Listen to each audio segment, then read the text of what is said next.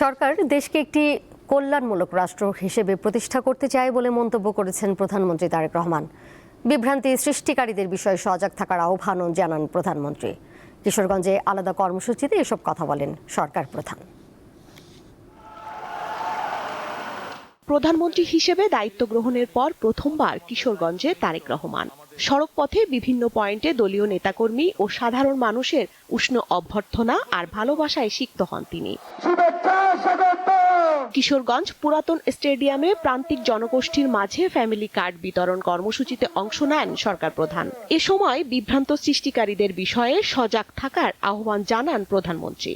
দেশে অনেক বিভ্রান্তকারী আছে, অনেক রটনাকারী আছে।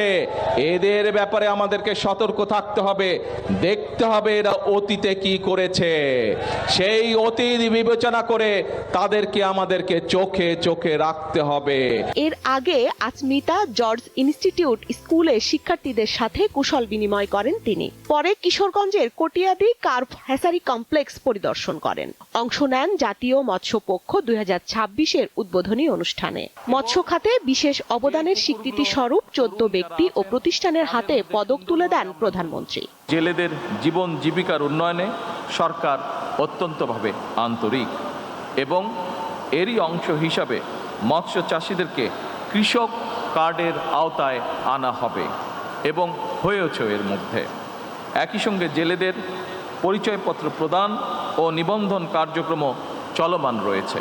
কিশোরগঞ্জের পাকুন্দিয়া উপজেলার মির্জাপুর চেয়ারম্যান বাড়ি ঘাট এলাকায় পুরাতন ব্রহ্মপুত্র নদের মাছের পোনা অবমুক্ত করেন সরকার প্রধান। পরে সমাবেশে অংশ নিয়ে প্রধানমন্ত্রী বলেন, দেশকে একটি জনকল্যাণমূলক রাষ্ট্র হিসাবে প্রতিষ্ঠা করতে চাই সরকার। বাংলাদেশ জাতীয়তাবাদী দল ইনশাআল্লাহ জনগণের জন্য অতীতেও কাজ করেছে, বর্তমানেও কাজ করবে এবং দেশ এবং জনগণের স্বার্থের বাইরে কোনো কাজ করবে না।